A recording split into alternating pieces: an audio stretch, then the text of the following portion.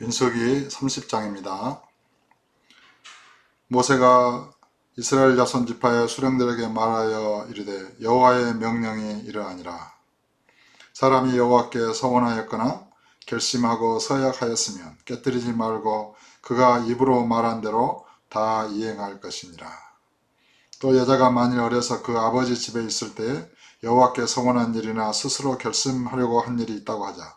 그의 아버지가 그의 서원이나 그의 결심한 서약을 듣고도 그에게 아무 말이 없으면 그의 모든 서원을 행할 것이요 그가 결심한 서약을 지킬 것이니라. 그러나 그의 아버지가 그것을 듣는 날에 허락하지 아니하면 그의 서원과 결심한 서약을 이루지 못할 것이니 그의 아버지가 허락하지 아니하였은즉 여호와께서 사하시리라. 이 여호와께 맹세하는 것, 서약하는 것, 뭔가 마음에 서원하는 것, 헌물을 드리기로 결심했다든가, 목회자가 되기로 서원했다든가, 이런 것은 이제 서원이라고 합니다. 맹세의 어떤 그런 약속. 그랬을 때는 그것을 깨뜨리지 말고 그가 자기 입으로 말한 대로 다 이행하라는 것입니다. 그런데 만일 어린 자녀가 아버지 집에 이렇게 있을 때, 그런 어린 자녀가 이렇게 어떤 충동이나 어떤 마음에 의해서 서원을 했을 때 아버지가 그것을 듣고도 잠잠하면 그 서원은 이행해야 되는 거예요. 그런데 아버지가 들을 때 그것은 아니다, 합당하지 않다, 이렇게 아버지가 이렇게 듣지 아니하면, 허락하지 아니하면 그 서원에 대해서 여호와께서 사하신다는 것입니다. 용서하신다는 것입니다. 그 서원이 이렇게 서약이 이루어지지 못하는 것입니다. 6절입니다. 또 혹시 남편을 맞을 때 서원이나 결심한 서약을 경솔하게 그의 입술로 말하였으면 그의 남편이 그것을 듣고 그 듣는 날에 그에게 아무 말이 없으면 그 서원을 이행할 것이요 그가 결심한 서약을 지킬 것이니라. 이 남편과 아내에 대해서도 아내가 어떤 것을 서약을 했을 때 남편이 허락하지 아니하면 그거는 허락되지 않는 서원이에요. 근데 남편이 듣고도 아무 말이 없으면 그 서원은 여호와께 꼭 지켜야 된다는 것입니다. 8절에 그러나 그의 남편이 그것을 듣는 날에 허락하지 아니하면 그 서원과 결심하려고 경솔하게 입술로 말한 서약은 무효가 될 것이니 여호와께서 그 여자를 사하시리라. 과부나 이혼당한 여자의 서원이나 그가 결심한 모든 서약은 지킬 것이니라. 부녀가 혹시 그의 남편의 집에서 서원을 하였다든지 결심하고 서약을 하였다 하자. 그의 남편이 그것을 듣고도 아무 말이 없고 금하지 않으면 그 서원은 다 이행할 것이요 그가 결심한 서약은 다 지킬 것이니라. 그러나 그의 남편이 그것을 듣는 날에 무효하게 하면 그 서원과 결심한 일에 대하여 입술로 말한 것을 아무것도 이루지 못하나니 그의 남편이 그것을 무효하게 하였은즉 여호와께서 그 부녀를 사하시느니라. 그래서 남편에게 그 아내나 자녀의 서약에 대해서 무효화시킬 수 있는 권한을 이렇게 주고 계십니다.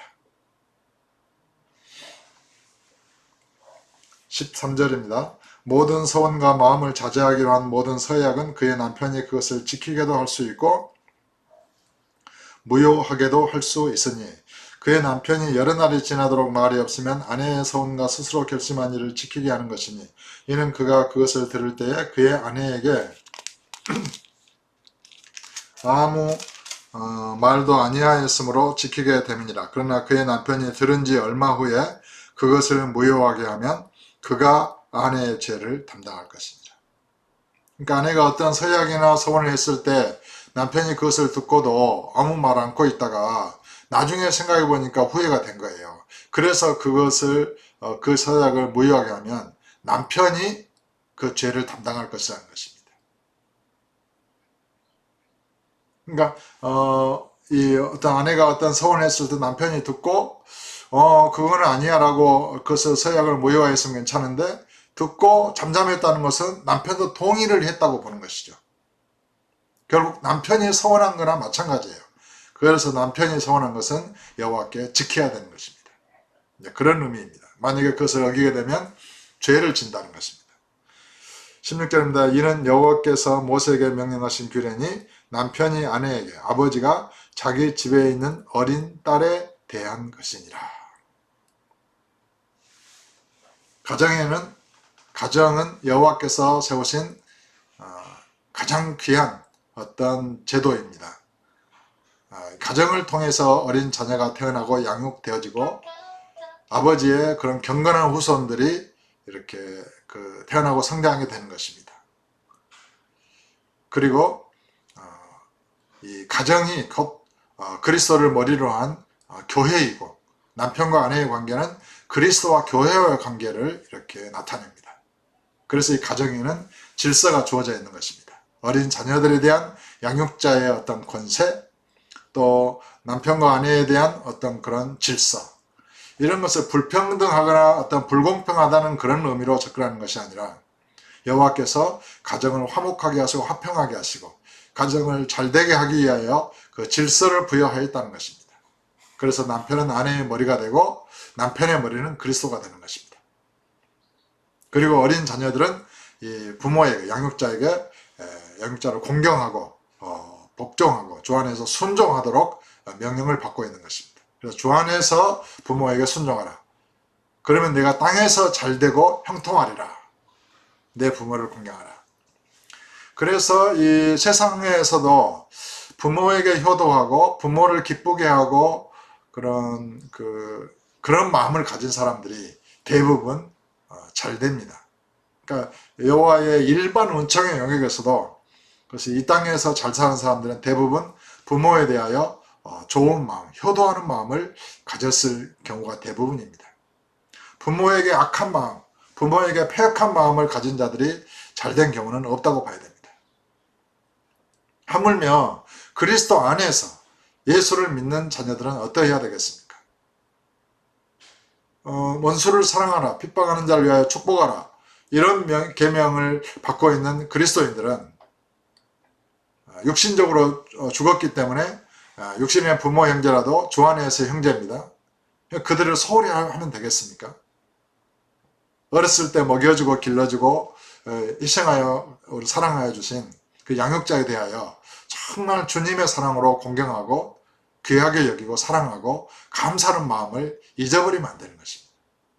그것이 주께서 기뻐하시는 것입니다. 그런 은혜에 감사함으로 아버지께 감사와 영광을 돌리고, 또 어떤 주님을 기쁘시게 하는 그런 양육자에 대해서 공경하고 이런 것은 주님께서 크게 기뻐하시는 것이 되는 것입니다. 그것이 아버지의 은혜를 아는 길입니다. 은혜에 대한 보답입니다.